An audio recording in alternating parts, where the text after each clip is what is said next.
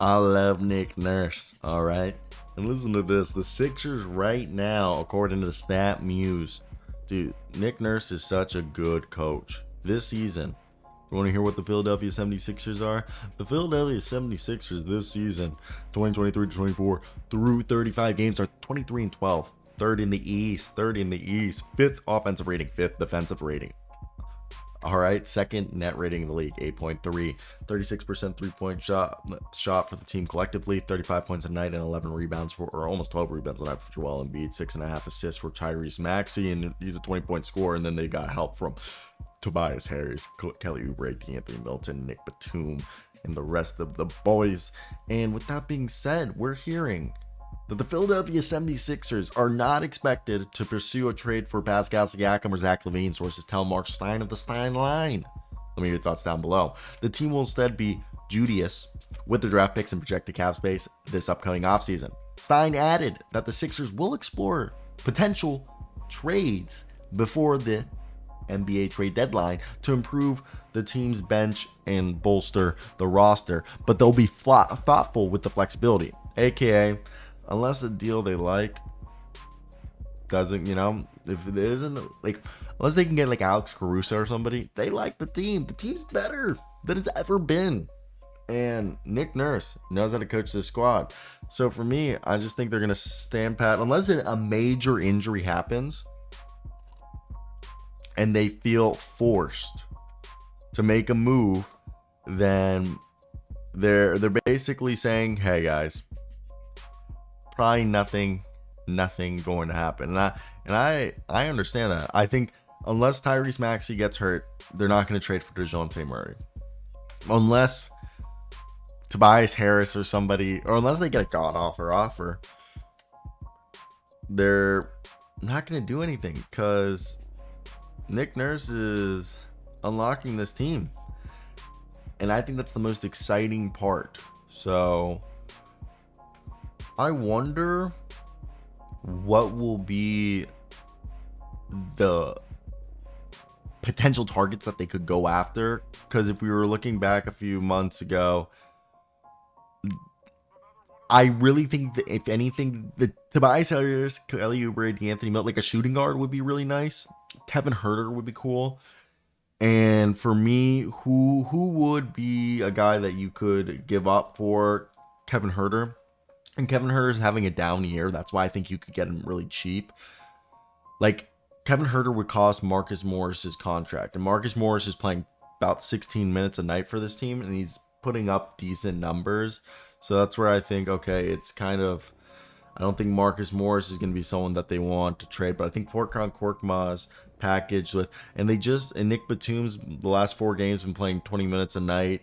And we know Rocco has been a guy that they really like on this team too. So you start to see but Rocco the last couple games, I know some injuries, but he's been playing, 16 minutes a night. He's been a solid rotation piece for this team. So for me, that's where I find it, okay, it's a little difficult to figure out who could be in a potential trade. I think maybe if you do Daniel House, Furkan Korkmaz, and that's, again, guys, I think Kevin Huerter is like a really good option there that you could get for cheap because of his contract, and he's a shooting guard that would immediately be able to come in and give him a contract that's easy to trade. Or another guy would be Luke Kennard. Kevin Huerter makes like 17, Luke Kennard makes 14. If you package Daniel House, Furkan Korkmaz, that gets you to about 9.6. And then that's where it becomes difficult because you would have to, and the crazy part is this is a team that has KJ Martin. Maybe we need to give KJ Martin some more run. But yeah, for basically $9.6 million, who are some players at the shooting guard position that they can get? That's where the options get a little bit limited, in my opinion, guys. So for $9.6 million, I mean, Caruso is the ideal candidate. Probably not going to happen. Patrick Williams, probably not going to happen. I mean, they could technically get Malik Monk.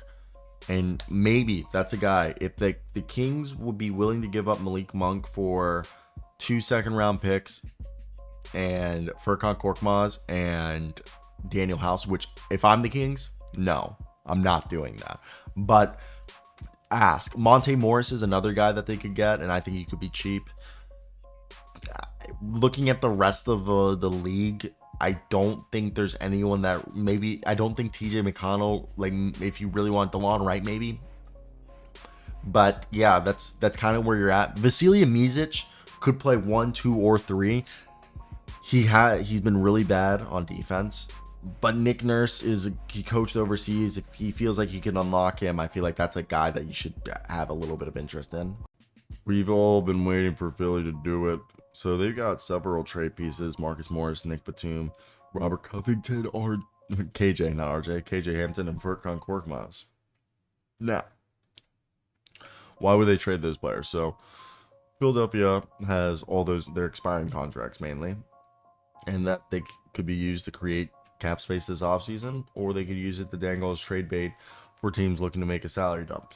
Now, the team has expressed exploratory interest in moving KJ Martin. They've had teams reach out. He's an unrestricted free agent in July, and despite his limited role since joining the Sixers, several rival teams are intrigued after he averaged 13 points and 5.5 rebounds for the Rockets and played in all 82 games.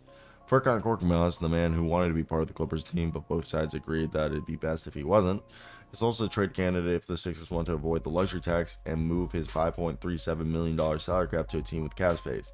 Marcus Morris, Nick Batum, and Robert Covington bring up your salary to 37. And realistically, DeMar DeRozan and Zach LaVine are the guys that they could go after.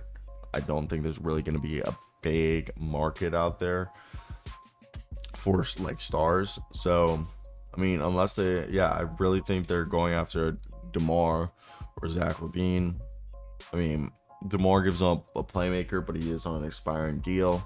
That is the big problem right there when you're thinking about going after DeMar. But it's only making 28, so theoretically, Marcus Morris packaged with Furkan Korkmaz, and I believe you can get away with it if it's, let me just specifically do this, $28 million, so you need to match it because they're an over the cap team.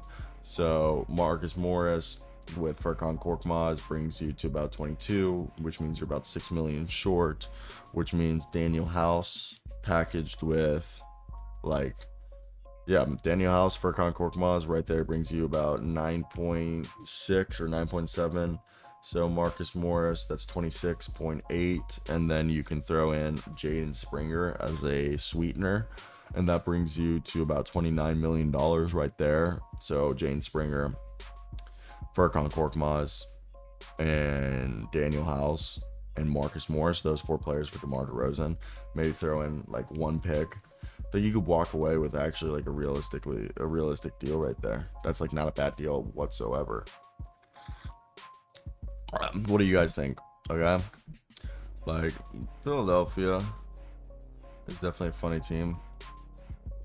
As I mean, this team looks way better than the team with James Harden. It just looks like a better fit to next to Joel Embiid. So the irony there is what I think is the most funniest part about all this. But what is your expectations? Are they going to keep the team together or just wait to the offseason?